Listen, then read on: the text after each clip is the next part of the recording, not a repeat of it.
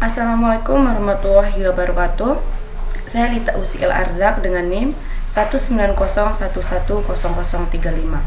Saya di sini akan menjelaskan tentang perencanaan pembelajaran pada PAUD.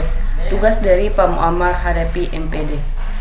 Perencanaan pembelajaran pada PAUD itu ada 3.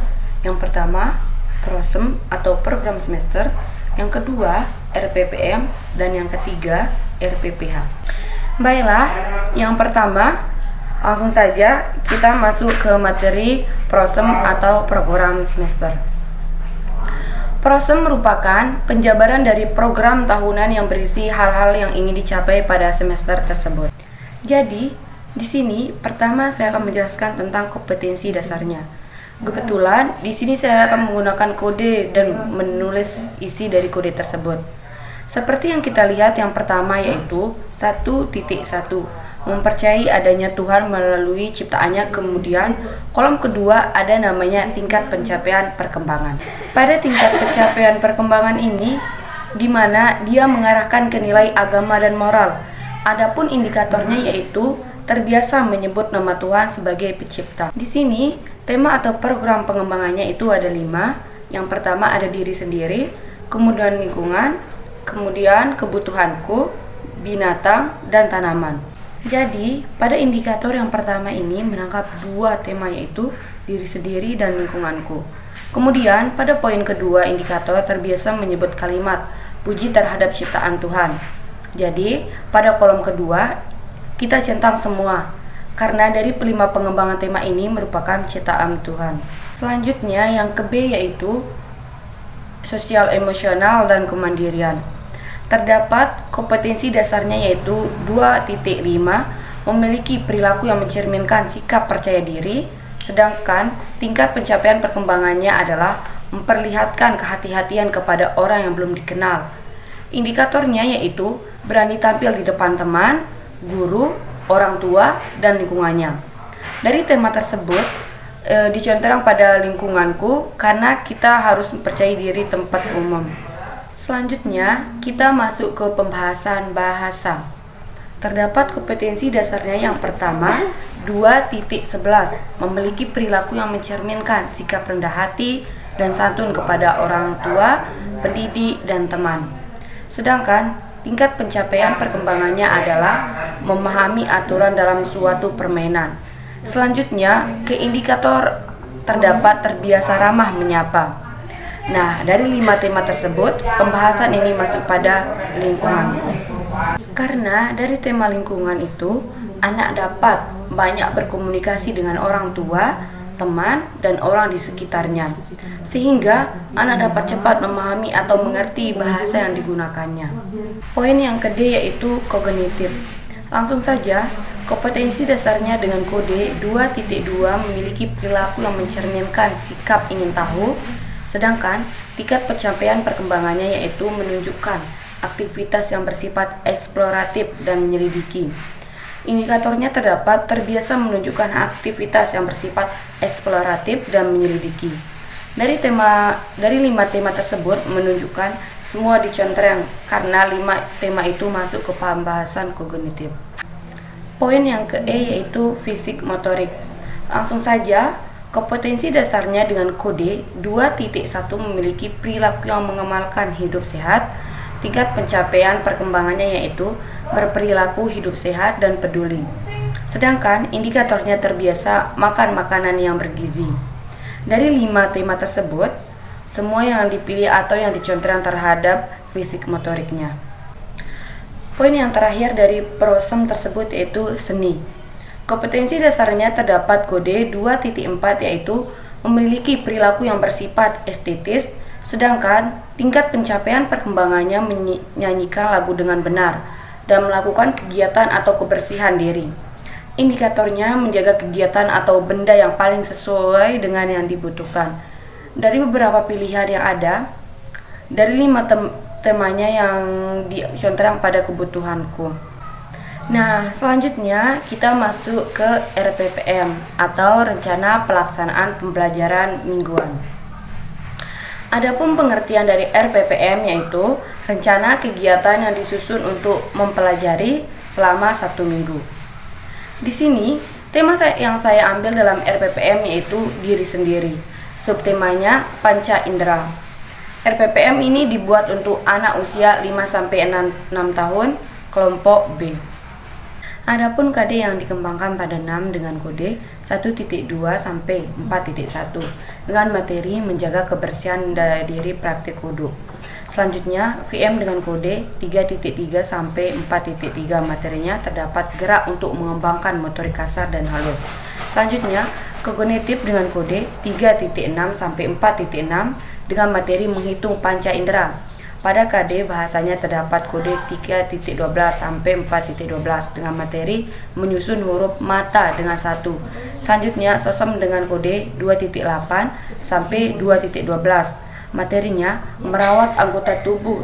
Selanjutnya, materi yang terakhir adalah seni dengan kode 3.15 sampai 4.15. Materinya ekspresi seni dan kreativitas. Adapun kegiatan main yang dikembangkan dari KD tersebut yaitu yang pertama, membersihkan panca indera, kedua, aku bisa wudhu sendiri, ketiga, yuk kita nyanyikan lagu Dua Mata Saya sambil melakukan gerakan sesuai nyanyiannya. Dan yang keempat, aku bisa menghitung panca inderaku. Dan yang kelima, aku bisa menyusun huruf menjadi kata panca indera dan batu. Dan yang keenam, aku bisa mandiri sendiri. Dan yang ketujuh, bisa membersihkan alat setelah digunakan. Selanjutnya, yuk kita menggambar panca indera. Dan yang kesembilan itu, balon terbang. Aku bisa meniup balon dengan dilepaskan. Dan yang terakhir, hore, aku tahu nama-nama bumbu dapur dan baunya. Selanjutnya, kita masuk ke materi RPPH atau Rencana Pelaksanaan Pembelajaran Harian. Adapun pengertian dari Rencana Pelaksanaan Pembelajaran Harian merupakan acuan untuk mengelola kegiatan bermain dalam satu hari. Di sini, tema yang saya ambil adalah tanaman dan subtemanya adalah fungsi tanaman. Selanjutnya, pada subtemanya adalah pepaya. Baiklah, langsung saja saya akan menceritakan dari awal masuk sekolah sampai pulang sekolah. Dari jam 7.30 sampai 8.30, kegiatan pembelajarannya diawali dengan penyambutan anak selama kurang lebih 30 menit. Kegiatan yang dilakukan pertama adalah salam. Selanjutnya bermain, terus berbaris sambil berdoa untuk masuk kelas. Dilanjutkan dengan doa sebelum belajar dan mengabsen anak. Selanjutnya, pada jam 7.30 sampai 8.30, program pembelajarannya adalah 6 dengan KD 3.1 sampai 4.1. Materi pembelajarannya mengerjakan ibadah. Tujuan diadakan pembelajaran ini adalah supaya anak dapat melakukan ibadah sesuai agamanya. Strategi kegiatan pembelajarannya yaitu bercakap-cakapan melakukan kegiatan sholat berjamaah dan mengaji. Dilanjutkan dengan VM dengan KD 3.3 sampai 4.3. Materi pembelajarannya adalah keterampilan motorik halus untuk melatih koordinasi mata dan tangan. Tujuan dilakukan pembelajaran ini supaya anak dapat mengancing baju dan mengikat tali sepatu. Langkah-langkah strategi kegiatannya dengan cara praktik langsung mengancing baju dan mengikat tali sepatu. Setelah itu dilanjutkan dengan SOSM dengan KD 1.4 sampai 2.8. Materi pembelajarannya perilaku mandiri. Tujuan diadakan pembelajaran ini agar anak dapat menyelesaikan gagasan hingga tuntas dengan cara latihan dan pembiasaan. Langkah-langkah strategi kegiatannya ini bercakap-cakapan melaksanakan tugas sampai tuntas. Selanjutnya, kita masuk ke kegiatan inti pada jam 8 sampai jam 9. Kurang lebih 60 menit. Bentuk-bentuk kegiatannya menanya, apa, siapa, berapa, bagaimana, membuat kesepakatan main, asosiasi, eksperimen, dan mengkomunikasi. Dilanjutkan dengan program pembelajaran bahasa. KD-nya 3.11 sampai 4.11. Materi pembelajarannya mengungkapkan keinginan dan menceritakan kembali. Tujuan dari pembelajarannya ini supaya anak dapat bertanya jawab tentang fungsi tanaman, langkah strategi kegiatannya dengan cara tanya jawab tentang tanaman pepaya. Dilanjutkan dengan kognitif dengan KD 3.6 sampai 4.6. Materi pembelajarannya mengenal konsep besar kecil, banyak sedikit, panjang pendek, berat ringan, tinggi rendah, dan menggunakan alat ukur yang tidak baku. Tujuan pembelajaran ini adalah supaya anak dapat membandingkan benda berdasarkan besar kecilnya dengan menggunakan alat yang tidak baku. Sedangkan langkah-langkah strategi yang digunakan dalam pembelajaran ini adalah memberikan tugas dengan mengelompokkan benda besar, kecil, banyak, sedikit dengan alat yang tidak baku. Selanjutnya, SEM dengan kode 3.15 sampai 4.15. Materi pembelajarannya membuat karya seperti bentuk sesungguhnya dengan berbagai bahan seperti kertas, plastisin, balok, dan lain-lain. Tujuan pembelajarannya supaya anak bisa menciptakan bentuk buah pepaya dengan balok, plastisin. Selanjutnya, langkah strategi yang digunakan adalah pemberian tugas, membuat bentuk buah pepaya dan guntingan kertas. Dilanjutkan pada jam 9.00 sampai 9.30, strategi kegiatannya beres-beres, kurang lebih selama 30 menit dengan cara bernyanyi, berdoa sebelum makan, cuci tangan, buka bekal.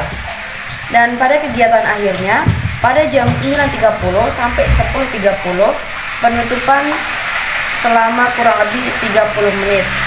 Dan pada kegiatan akhir, pada jam 9.30 sampai 10.30, penutupan selama kurang lebih 30 menit.